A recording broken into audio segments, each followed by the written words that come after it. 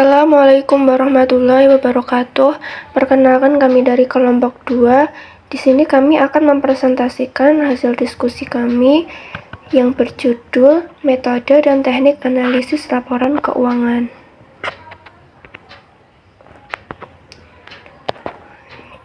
Di sini kelompok 2 yang beranggotakan pertama Mardiana Mukarramah, yang kedua Muhammad Yusuf Arif, yang ketiga Estri Nafaranti, yang keempat Ragil Tri Astuti, yang kelima Yesi Rahmawati, dan yang terakhir Rizky Adha.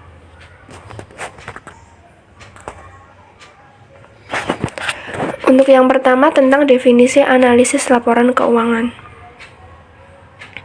Analisis laporan keuangan merupakan salah satu bagian yang sangat penting dan juga terintegrasi dari analisis bisnis. Analisis bisnis adalah suatu proses untuk mengevaluasi perkembangan dan resiko ekonomi entitas bisnis atau perusahaan. Sedangkan analisis laporan keuangan sendiri yaitu mengonversikan atau mengubah data laporan keuangan menjadi sebuah informasi secara detail yang nantinya dapat digunakan untuk pengambilan keputusan dalam perusahaan. ALK ini pada umumnya dilakukan untuk memahami kinerja keuangan entitas yang sudah berhasil diraih perusahaan pada 3 kegiatan, utamanya yaitu kegiatan operasional, investasi, dan juga pendanaan. Proses analisis ini merupakan proses yang berbanding terbalik dari proses akuntansi. Proses input berupa data yang kemudian diproses menggunakan teknik-teknik analisis bank syariah. Sedangkan proses output berupa informasi yang dijadikan pengambilan keputusan dari suatu perusahaan. Selanjutnya, definisi ALKS menurut para ahli. Yang pertama, menurut Harry, analisis laporan keuangan adalah suatu proses untuk membedah laporan keuangan ke dalam unsur-unsurnya dan menelaah masing-masing dari unsur tersebut guna mendapatkan pengertian dan pemahaman yang baik dan tepat atas laporan keuangan itu sendiri. Yang kedua, menurut Prastowo, analisis laporan keuangan adalah suatu proses yang penuh dengan pertimbangan dalam rangka membantu evaluasi posisi keuangan dan hasil operasi perusahaan pada masa sekarang dan masa lalu. Hal tersebut dengan tujuan utama untuk menentukan estimasi dan prediksi yang paling mungkin mengenai kondisi keuangan dan kinerja perusahaan di masa yang akan mendatang. Assalamualaikum warahmatullahi wabarakatuh. Saya akan melanjutkan dari teman saya yaitu Mbak Mardiana. Tujuan analisis keuangan. Pada dasarnya tujuan utama dari analisis keuangan adalah untuk memahami, mendiagnosis informasi yang terkandung dalam keuangan dan untuk menilai profitabilitas, kesehatan keuangan serta membuat perkiraan tentang prospek masa depan perusahaan. Namun lebih luas daripada itu, tujuan analisis keuangan tergantung pada siapa pihak yang tertarik serta apa yang kepentingannya. Berikut beberapa tujuan lain melakukan analisis laporan keuangan. 1. Memproduksi prospek masa depan berdasarkan hasil tinjauan kinerja perusahaan di masa profitabilitas, arus kas, laba atas interaksi, biaya operasional, dan lain-lain. 2. Meneliti profitabilitas saat ini dan efisiensi operasional perusahaan sehingga kesehatan keuangan ditentukan. Yang ketiga, menilai prospek pertumbuhan dan profitabilitas perusahaan guna membantu pemangku kepentingan tinggi untuk memprediksi dan menghindari kemungkinan terjadinya kebangkrutan. Membantu bank dan investor untuk menentukan apakah pinjaman atau bantuan keuangan dapat diberikan kepada perusahaan atau tidak. Dari sudut pandang lain, tujuan analisis laporan keuangan menurut Bernstein 1983-32 yang disampaikan oleh Sofyan 2007-18 adalah sebagai berikut. 1. Screening, melakukan analisa keuangan dengan tujuan untuk memilih kemungkinan untuk berinvestasi. Kedua, forecasting digunakan untuk memprediksi kondisi keuangan yang akan datang di masa depan. Yang ketiga, diagnosis bertujuan untuk melihat kemungkinan masalah yang bisa terjadi di perusahaan dan dalam divisi manajemen keuangan serta divisi lainnya. Evaluation dilakukan untuk menilai prestasi kinerja karyawan perusahaan, manajemen operasional dan efisiensi. 5. Understanding melakukan analisa keuangan sama dengan halnya seperti mendalami kondisi secara luas dan mendalam. Materi selanjutnya yaitu metode analisis laporan keuangan. Terdapat dua metode yang sangat umum dipakai dalam melakukan proses analisis laporan keuangan, yaitu yang pertama, metode horizontal. Metode horizontal adalah metode analisis yang dilakukan dengan cara melakukan perbandingan laporan keuangan untuk beberapa periode sehingga akan diketahui perkembangannya. Metode ini dikatakan dinamis karena metode ini bergerak dari tahun ke tahun. Artinya, metode ini menjadikan periode sebelumnya sebagai dasar untuk melakukan perbandingan terhadap laporan pada periode sekarang dan seterusnya. Yang kedua, metode vertikal. Metode vertikal adalah metode analisis yang dilakukan dengan cara menganalisis laporan keuangan pada periode tertentu, yaitu dengan melakukan perbandingan antara pos satu dengan yang lainnya pada laporan keuangan di periode yang sama. Metode ini dikatakan statis atau tetap karena metode ini hanya membandingkan berbagai pos laporan keuangan pada periode yang sama. Materi selanjutnya yaitu teknik analisis laporan keuangan. Yang pertama, teknik perbandingan atau teknik komparatif, yaitu teknik yang digunakan untuk melakukan analisis dengan cara memperbandingkan laporan keuangan untuk dua periode atau lebih dengan menunjukkan data absolut atau berbagai jumlah data dalam satuan rupiah, kenaikan atau penurunan dalam jumlah rupiah, kenaikan atau penurunan dalam persentase, perbandingan yang dinyatakan dalam bentuk rasio, dan persentase total.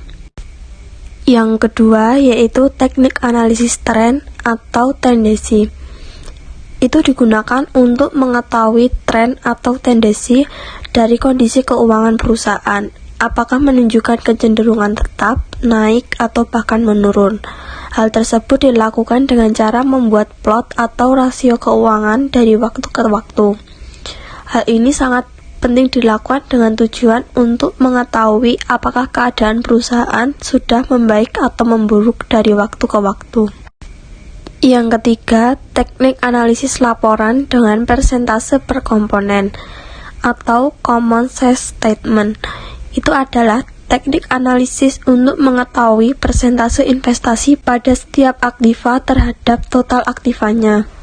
Selain itu juga untuk mengetahui struktur modal dan juga beban yang terjadi di hubungan dengan jumlah penjualannya. Yang keempat, teknik analisis rasio, yaitu suatu teknik analisis untuk mengetahui hubungan dari setiap akun tertentu yang terdapat di dalam laporan posisi keuangan atau neraca atau laporan laba rugi secara individu atau gabungan dari kedua laporan tersebut. Manfaat analisis rasio. Yang pertama, membantu penganalisisan untuk mengetahui keadaan. Yang kedua, perkembangan keuangan perusahaan yang bersangkutan. Untuk mengambil manfaat rasio keuangan, kita memerlukan standar untuk perbandingan. Salah satunya yaitu pendekatan. Dengan cara membandingkan rasio-rasio perusahaan dengan pola industri atau lini usaha di mana perusahaan secara dominan beroperasi. Jenis-jenis analisis rasio. Yang pertama, rasio likuiditas, yaitu rasio yang menunjukkan kemampuan perusahaan dalam memenuhi jangka pendeknya dari kewajiban jangka panjang yang telah berubah menjadi kewajiban jangka pendek. Yang kedua, rasio profitabilitas, yaitu suatu rasio yang menunjukkan kemampuan perusahaan untuk memperoleh laba.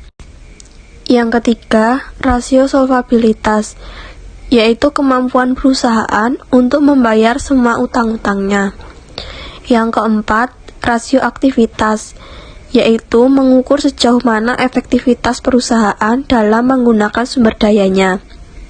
Yang terakhir, rasio pasar, yaitu mengukur harga pasar relatif terhadap nilai buku. Teknik yang kelima yaitu teknik analisis indeks time series, yaitu teknik analisis terhadap informasi historis yang dibutuhkan untuk melihat berbagai tren yang mungkin terjadi. Berikut ini merupakan contoh dari perubahan struktur yang dapat berpengaruh terhadap tren keuangan suatu perusahaan. Yang pertama, peraturan pemerintah. Yang kedua, perubahan kompetisi. Yang ketiga, perubahan teknologi. Dan yang terakhir, akuisisi dan juga merger atau penggabungan perusahaan. Teknik yang keenam yaitu teknik analisis break-even point, yaitu suatu analisis untuk dapat menentukan tingkat penjualan yang harus diraih oleh suatu entitas supaya entitas tersebut tidak mengalami kerugian, namun juga belum mendapatkan keuntungan.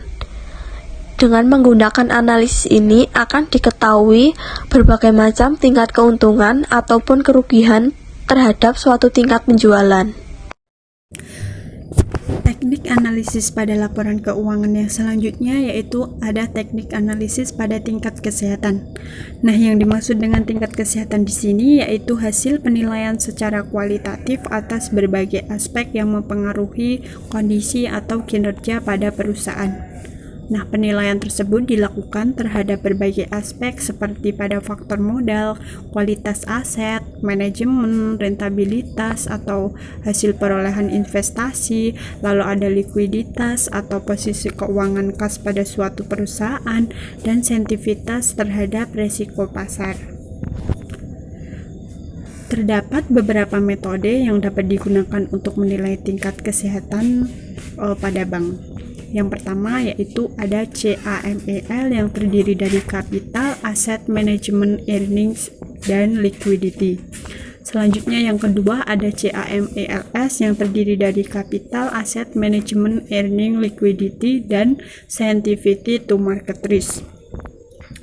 Dan yang selanjutnya yang ketiga yaitu ada RCEC yang mana terdiri dari risk profile, good corporate governance, earnings, dan kapital. Nah, metode RCEC inilah yang digunakan untuk melakukan penilaian terhadap tingkat kesehatan pada bank saat ini. Karena metode tersebut merupakan penyempurnaan dari metode-metode yang sebelumnya. Adapun cakupan penilaian metode RCEC di sini meliputi beberapa faktor sebagai berikut. Yang pertama yaitu rasio risk profile atau profil resiko. Profil resiko yang pertama yaitu ada risiko kredit. Risiko kredit di sini yaitu resiko akibat dari kegagalan debitur atau pihak lain dalam memenuhi kewajiban kepada bank. Risiko kredit ini dapat bersumber dari berbagai aktivitas fungsional bank seperti pengkreditan, investasi, pembiayaan, dan lain sebagainya. Rumus dari resiko kredit di sini yaitu NPF sama dengan pembiayaan bermasalah per total pembiayaan lalu dikali 100%. Yang selanjutnya yang kedua ada resiko likuiditas. Resiko likuiditas ini akibat dari ketidakmampuan dari bank untuk memenuhi kewajiban yang jatuh tempo dari sumber pendanaan, arus kas, dan atau dari aset likuid berkualitas tinggi yang dapat diagunkan tanpa mengganggu aktivitas dan kondisi keuangan pada bank. Rumusnya di sini FDR sama dengan total pembiayaan dibagi DPK dikali 100%. Lalu yang ketiga ada rasio good corporate governance. Good corporate governance ini merupakan suatu proses dan struktur yang digunakan untuk mengarahkan dan mengelola bisnis dan akuntabilitas perusahaan dengan tujuan utama mempertinggi nilai saham dalam jangka panjang dengan tetap memperhatikan kepentingan stakeholder lainnya.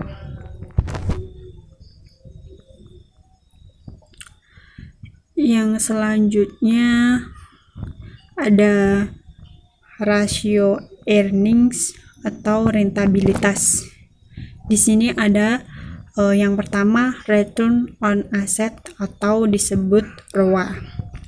Return on asset di sini yaitu perbandingan antara laba sebelum pajak terhadap rata-rata total aset atau total aktiva dan merupakan rasio yang mengukur kemampuan bank dalam mengelola laba.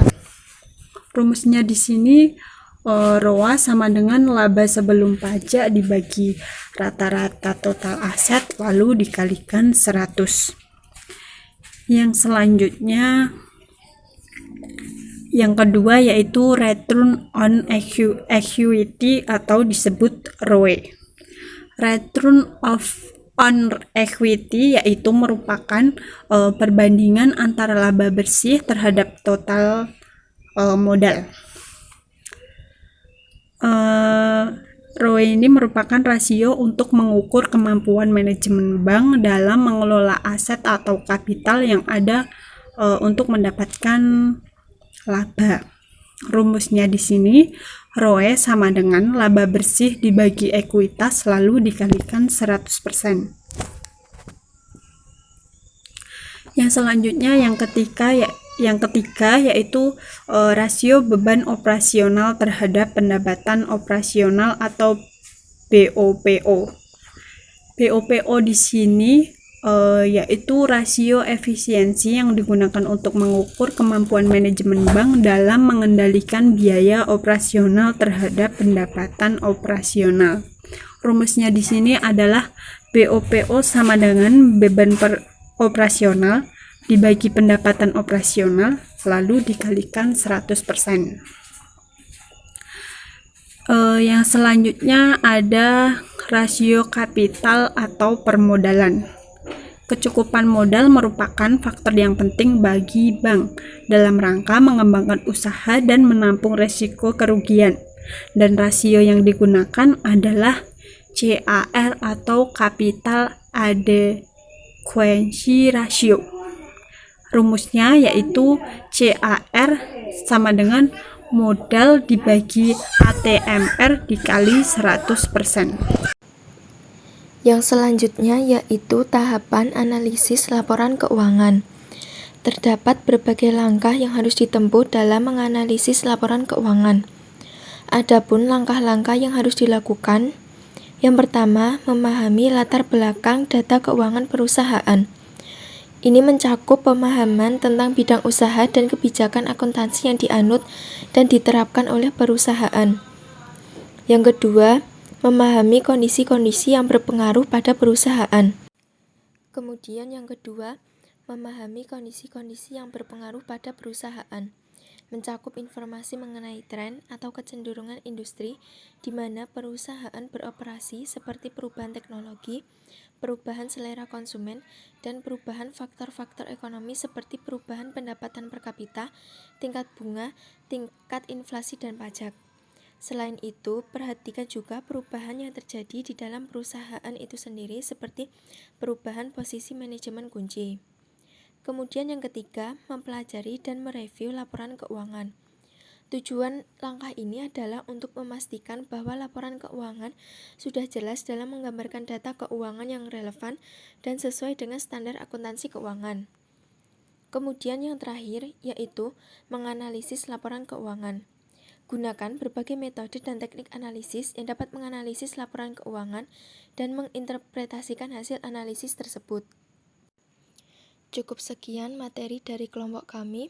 Wassalamualaikum warahmatullahi wabarakatuh.